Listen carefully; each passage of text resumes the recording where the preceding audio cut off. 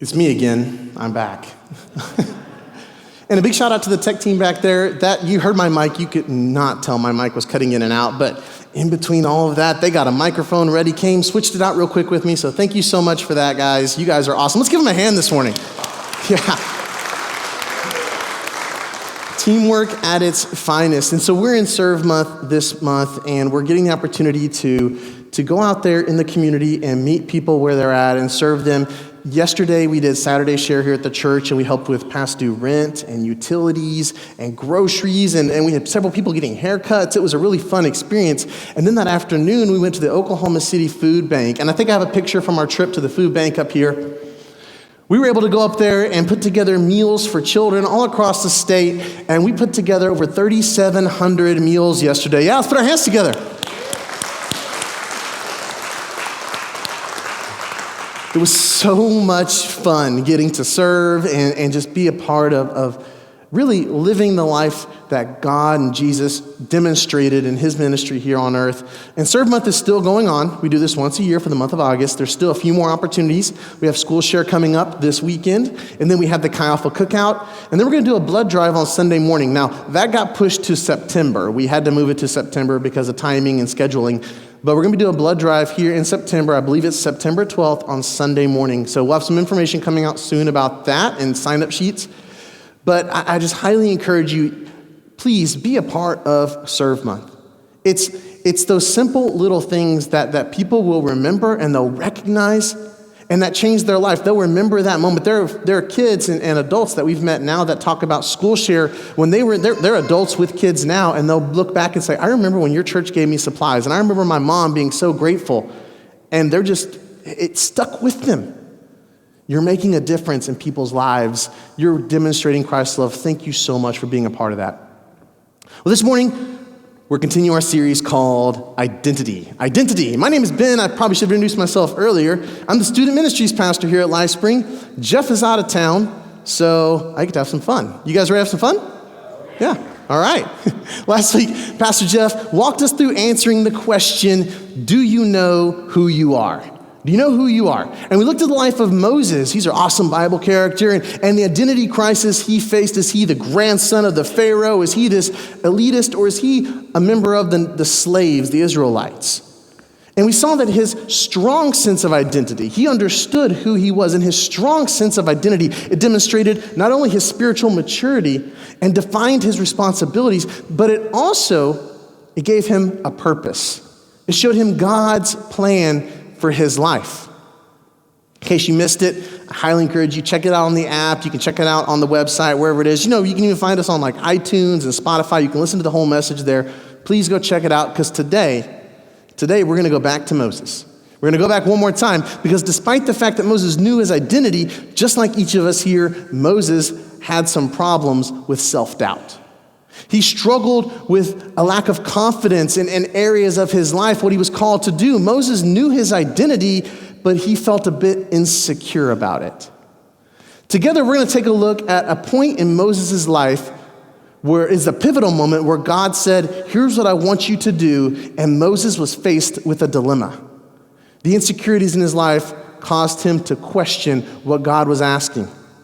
Now, this account we're going to read, it spans several chapters of the Bible, and I'm not going to make you guys together with me read multiple chapters of the Bible, but I want you to go check that out later. You can read the whole account in Exodus chapters 3 through 4, but we're going to condense it down to just bits and pieces of their conversation, and then you can fill in the gaps later. But let's take a look at Exodus chapter 3.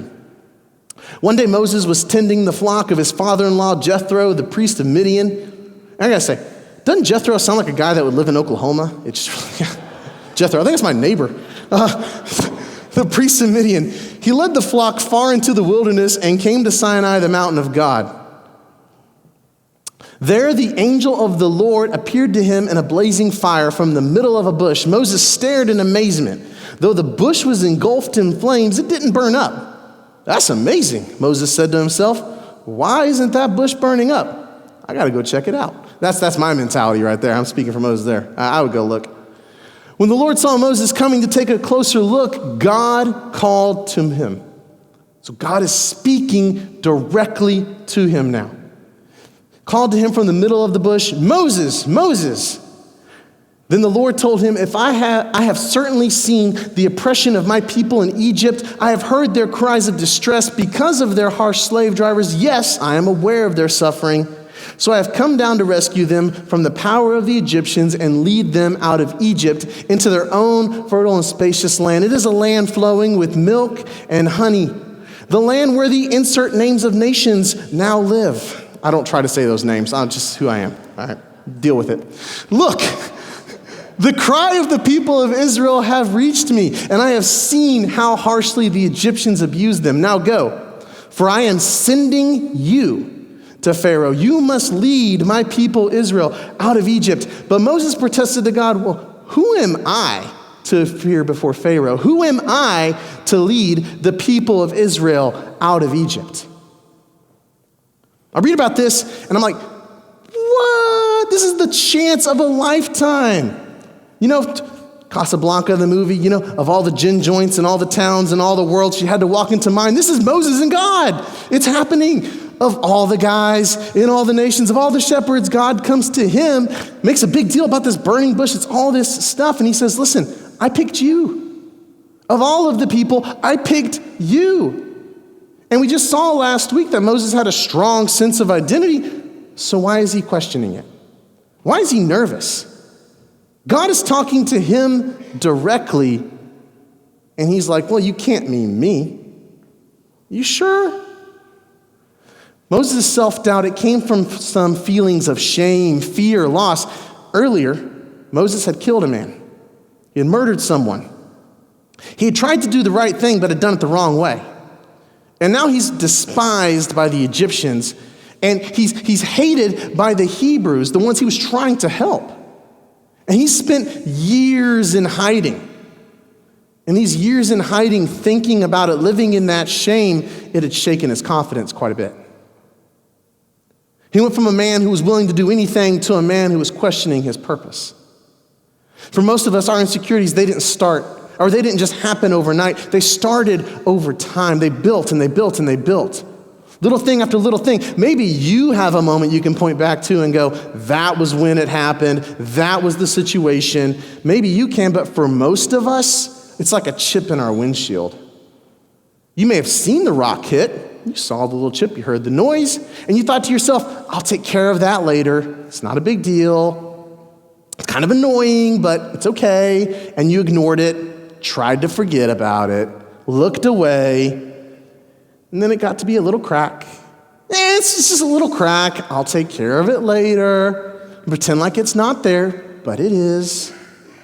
Then you go through the car wash. Because you wash your car, you take care of it, and that crack gets bigger. You didn't do anything wrong. But now it's getting worse. And you keep thinking, I'll deal with it later. I'll just keep pushing it off. And then your friend gets in the car with you and they see it and they go, I know a guy that can fix that. Can we help you? And you go, no, I can get it fixed. I know what I'm doing. I'll deal with it later. Please don't point out the crack in my windshield. All right? And then the next time they're wanting to go with you somewhere, you're like, no, we're riding in my car because all you do is pick on me about my car. So no. And they're like, I said something one time. Calm down. No. So now you're parking in the back of the parking lot so nobody sees the crack in your windshield because everybody's going to tell you about it if they see it. So now you're hiding your car, and then guess what happens? One night, because you didn't park under the streetlight, somebody breaks into your car, they steal your radio and your rims, and now you got a crack in your windshield, no radio, no rims. I may have taken that illustration too far, but the point is, and also it's a little personal, my wife's got a big crack in her windshield. I'm like, please park in the back, honey, okay? I don't want people thinking, we'll take care of our car. All right. You get the message, though, that these insecurities, although small at first, if left ignored, unchecked, unresolved, begin to grow and grow and grow until it begins to affect your life in areas that it shouldn't affect. It should have nothing to do with this area of your life, but that insecurity, that chip, is affecting everything. And it manifests differently in different people. There are some people who it manifests as like extreme shyness. They're just very reserved and they don't talk to anybody. For some people, it's that person that just can't shut up about everything that they know, and they have advice on everything in their life. They're so insecure that they want to be appreciated, even if they have to force themselves in every conversation. It could be a fear of failure, an extreme sense of defensiveness, maybe even just somebody that's overly critical of everybody else. Might even be that person on Instagram that can't post a picture of themselves without a filter. Listen, we all see you outside of Instagram. We know what you really look like. Quit pretending. We're not fooled, okay? That's maybe been too far. I apologize if I hurt your feelings. But I think you can understand how insecurities can cause us to hide who we really are and act in ways that are unhealthy, unnatural, just not the way we should. And the question, we're not talking about what you do, but we're talking about what causes this. And what caused these chips in our identity? Well, there are three big things that all of us can identify with, at least one, probably all three at some point in our life. Let's take a look at those together. If you have your fill in the blanks, follow along. Here's your first one. The first thing that chips our identity is rejection. Rejection comes in various forms. It could be maybe you've had love withheld from you by a parent or a spouse or a family member or whatever. It could be that your opinions, you've given advice or opinions and nobody ever listens to you. Or maybe even like more recently we're seeing across the nation, there are people who feel like their voices aren't being heard. And I'm not saying any of these things are true or untrue. These things happen. It's rejection. We all face it at some point in some area of our life, rejection. But these personal rejections, if left ignored, they begin to build up. And they begin to make us doubt our value. I must not be really worth anything. And then we begin to act in some irrational ways to prove that we have value. Because we don't want to be rejected anymore. The second one is this, criticism. Most of us can handle some creative criticism, right? Like constructive creative criticism that's going to help me be a little better. Some neat advice. I never thought about that before. That'll make me better. I wouldn't have gone that direction with it. Okay. Especially criticism from people that we trust and love to help us. We know that they have our best interests at heart, like a trainer at the gym, right? The trainer at the gym says, hey, you need to work harder. Try harder. You're not giving it your best. Get out there and do better. If you're going to lose that weight, you're going to have to run an extra mile and exercise a little bit longer. And from your trainer, you're like, yeah, I got this. I can do this. Husbands, it's not a good idea to say this to your wives, though. I'm not going to say from experience, but maybe I have. Honey, you need to try a little harder. You can do this. I got you, babe. Run faster. You'll lose that weight. You got it, girl. Give me something from the fridge while you're up. Listen, even... Too far? She's not here. I'm safe. Listen, even with good, helpful, loving criticism, there can be a tipping point, though. When it goes from that occasional piece of advice that's there to help you to something like a cloud of critiques, and from people that we love and trust who may even have our best interests at heart, we begin to believe that we're less than. We feel belittled. We feel like we can never measure up to their expectations. I just won't be good enough for them anymore. I just can't be good enough for them. I don't even know why they married me. I'm never good enough. Can't do it. And those thoughts and feelings, those insecurities, they'll cripple us when it comes to trusting people. The next one is this. This is the biggest one. It's comparisons. Comparisons. When we compare, it's really easy to become insecure. And this is something we come by honestly. It starts when we're kids. I have a Jillian, my daughter, she's 3, and my son, Trig, he's 5. And they compare all the time. She got more than I did. She got that, I didn't get this. He got that, I didn't get this. My wife took Trig yesterday to buy shoes for school. They came home, each of them had shoes. Why does Jillian need school shoes? She's 3, she's not going to school. Well, I got her shoes, and she said that wasn't fair, so I got him shoes. She said it wasn't fair, so I bought her shoes too. Okay, sure, why not? Okay, all right. So it starts when we're little, and we keep doing it. And then as teenagers, we're comparing grades, looks, girlfriends, boyfriends, style, family vacations. My family went to vacation here. Where'd your family go? Not as good, but okay. Yeah. Thank goodness, though, as adults, we don't do that anymore. Because we know as adults it's unhealthy to compare like that, right? Awkward laugh. Because we do it more. As adults, we compare constantly. We compare more than we did as kids or as teenagers. Income. We compare homes, cars, jobs, education, family. My kids are better behaved than their kids. My kids are not as good as their kids. Why aren't my kids as good as their kids? Whatever it is.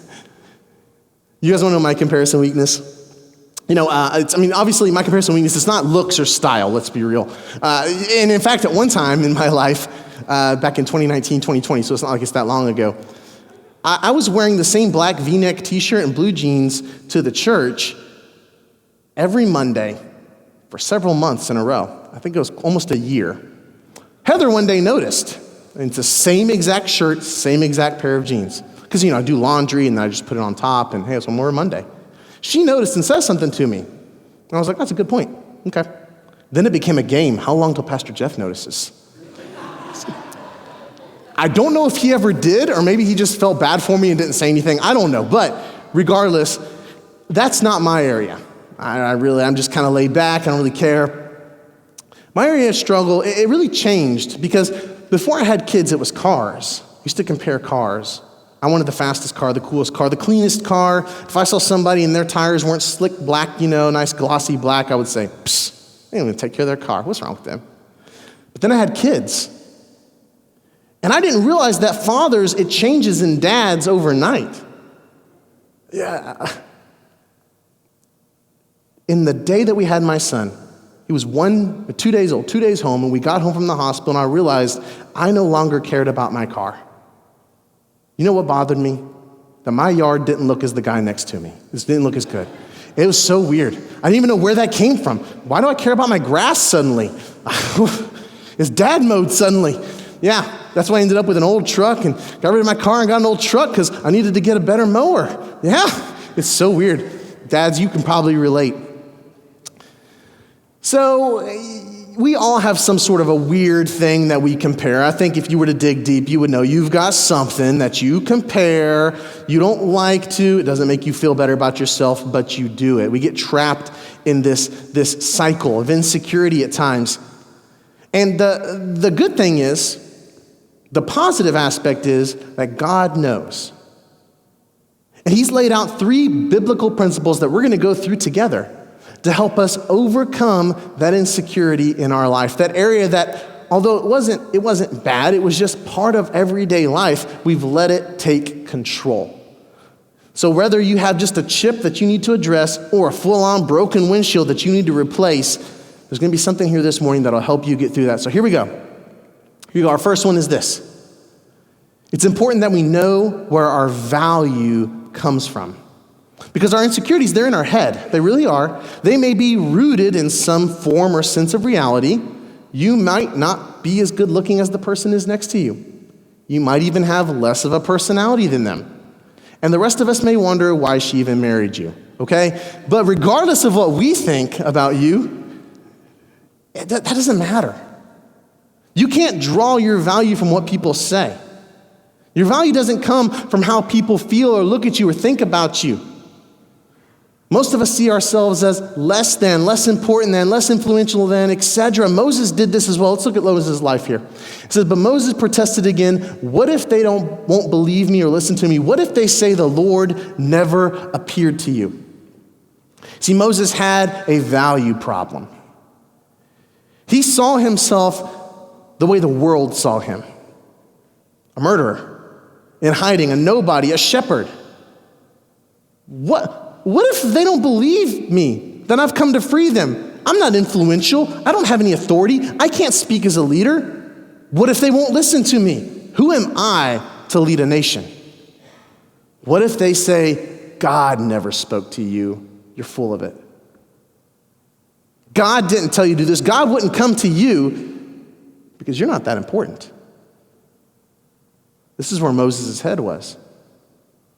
God then goes on to have him to throw his staff on the ground and turns into a snake. And God's like, pick up the snake. And Moses is like, are you sure? Hold on. Pick it up. Boom, it's a staff. Well, that was pretty cool. All right, thanks, God. God says, stick your hand in your cloak. He sticks his hands in his cloak. He pulls his hand out. Leprosy. God says, stick it back in. It's all good, bro. I got you. Stick it back in, pull it out. Hand's good. All right. Moses is like, well, this is kind of cool. I did some pretty cool stuff. And God says, and there'll be more things. That's not it. There's going to be more. I'm going to be with you.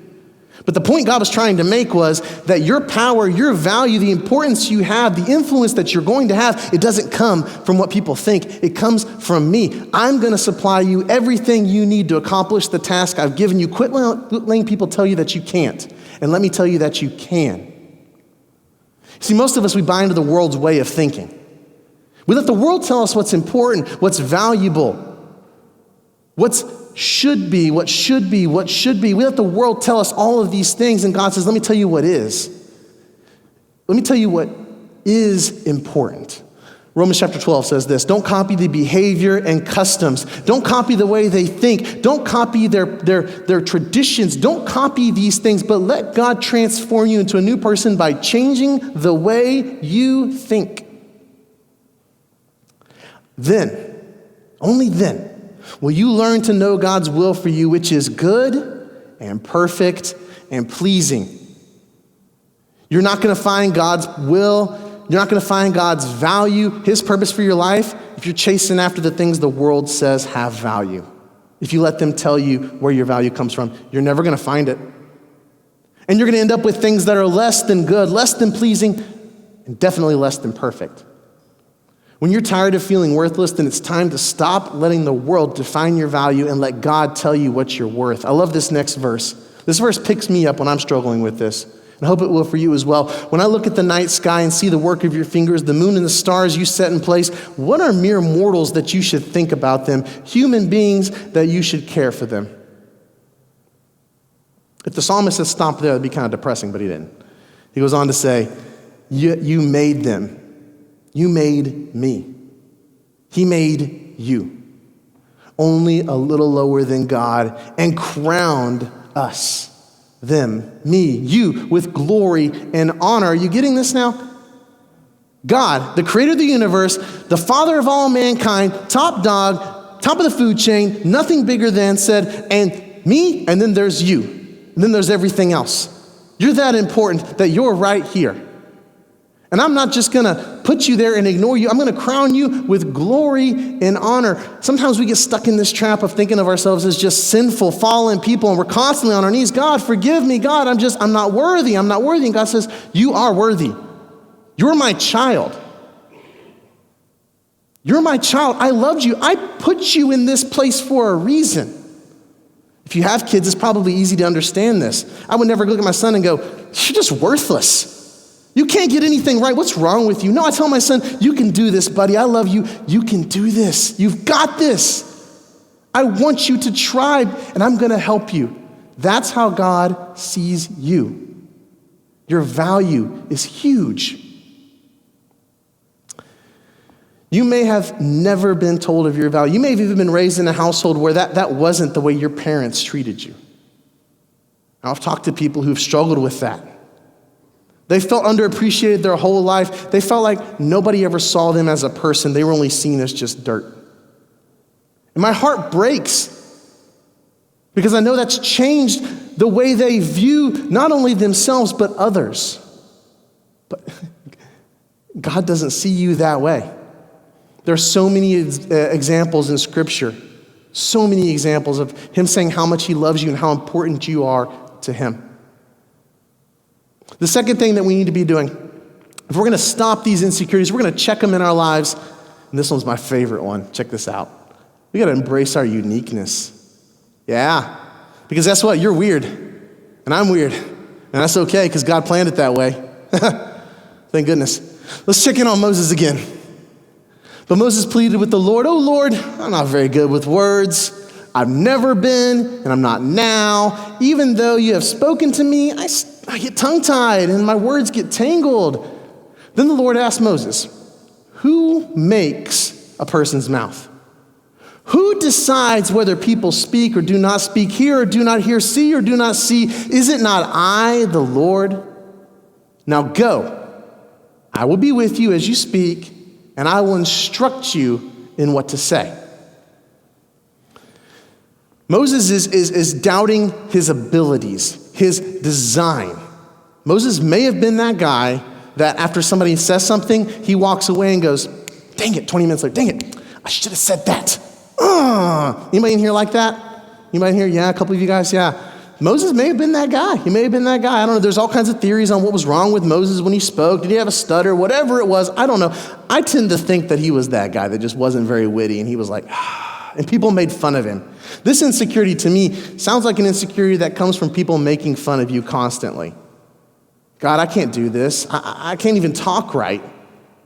People make jokes about me. Then nobody takes me seriously. I can't do that.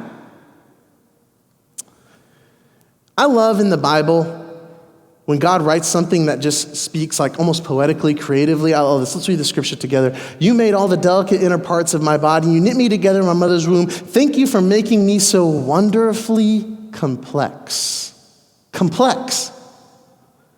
Your workmanship is marvelous. It's not okay.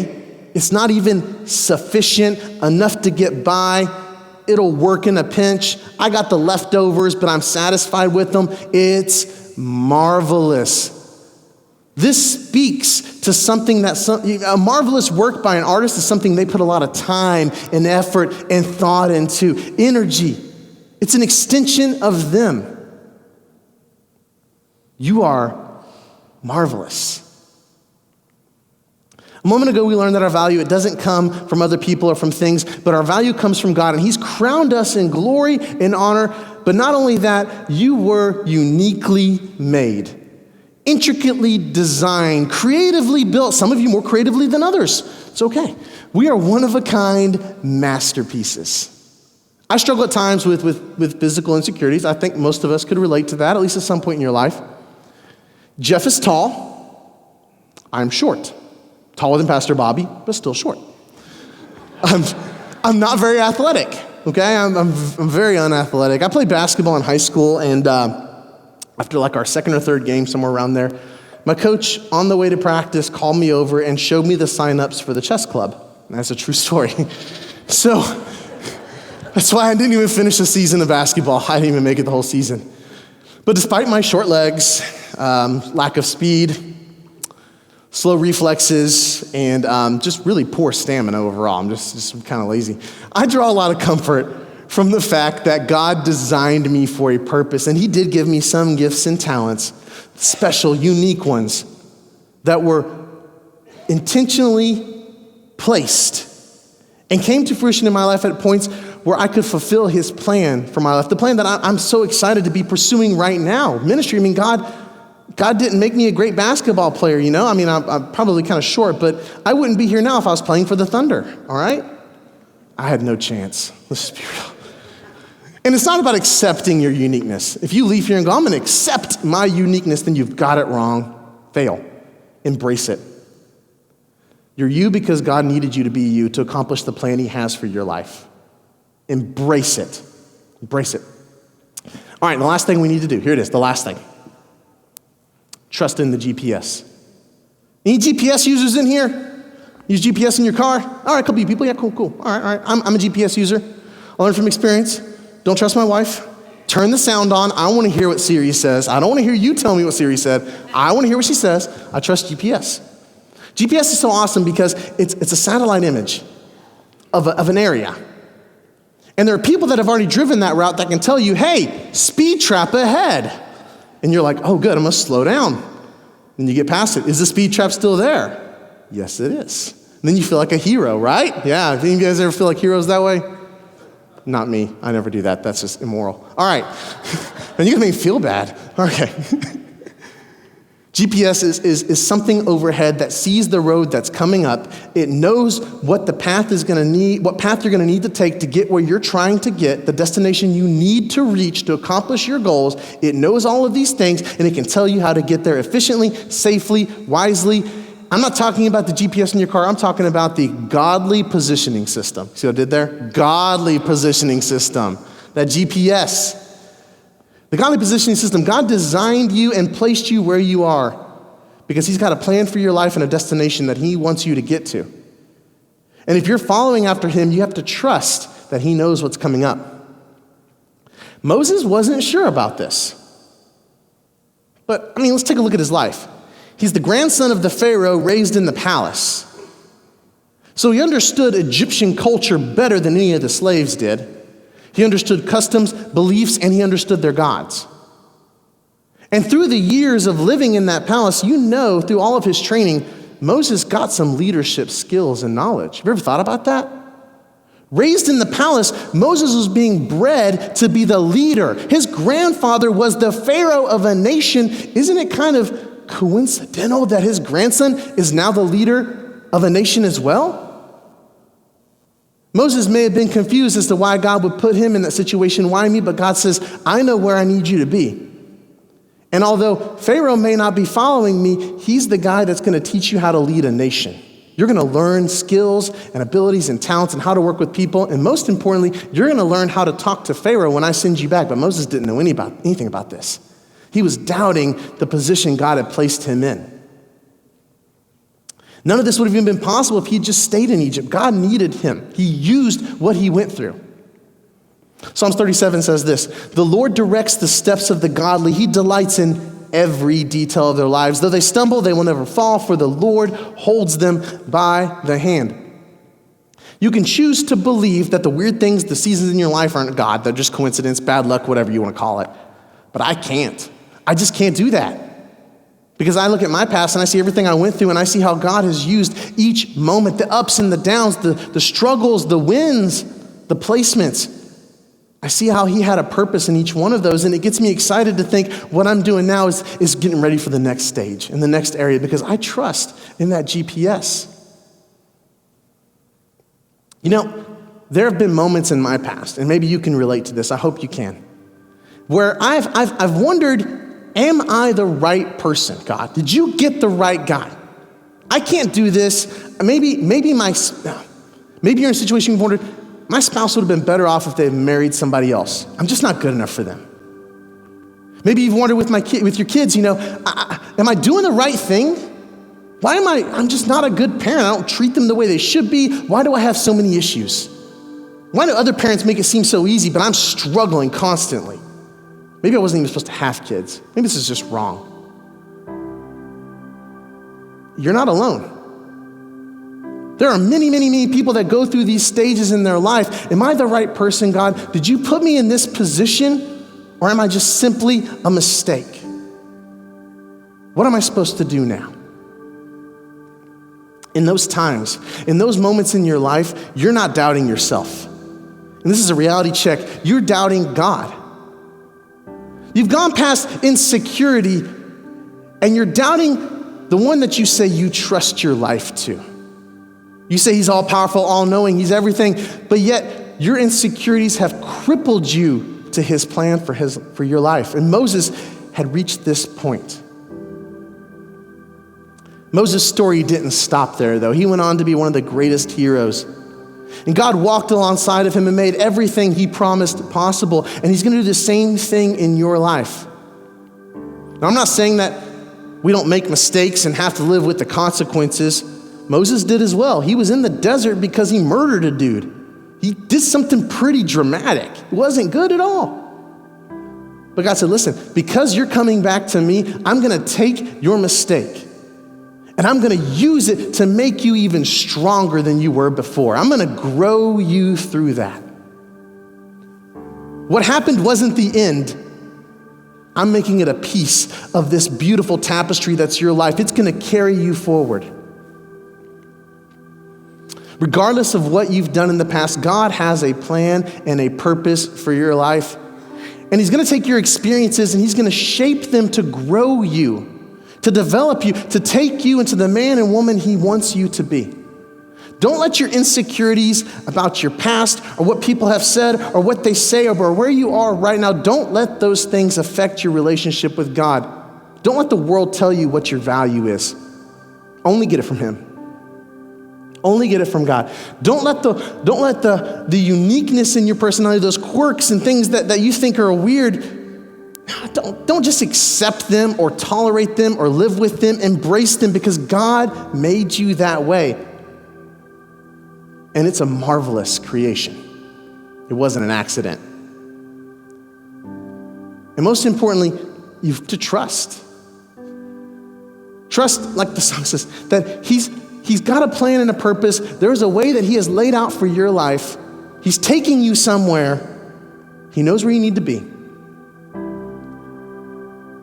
You're his first pick. You're not leftovers. You're his first pick. And it's time for us to recognize that and to move forward in that strength and confidence in God and his plan for each of our lives, because that's when we're going to begin to move nations. As people, as a church, as a community, we're going to see changes happen in the world around us. Let's bow our heads for just a moment. Lord, it's just so humbling, empowering, encouraging to know that we're not a mistake. That you don't see us as plan B or just something that you're forced to work with, but instead you've chosen to. And you've given us each unique gifts and talents. You've given us value and purpose.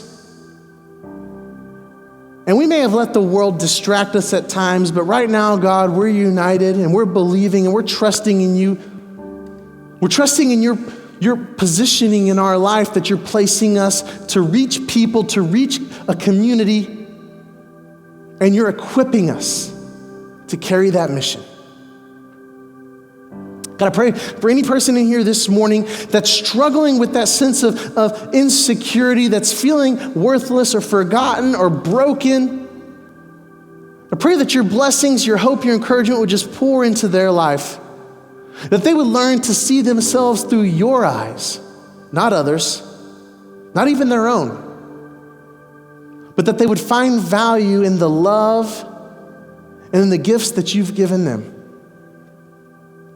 With your head still bowed and your eyes closed, maybe you're here this morning and you're thinking, this all sounds awesome, this all sounds great, but I'm too far gone. There's no way now God can use my past to impact others.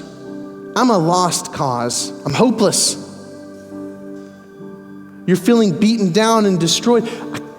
If that's you this morning, there's still hope. There's still hope. I want you to say this prayer with me. God, I've made some mistakes. I've messed up.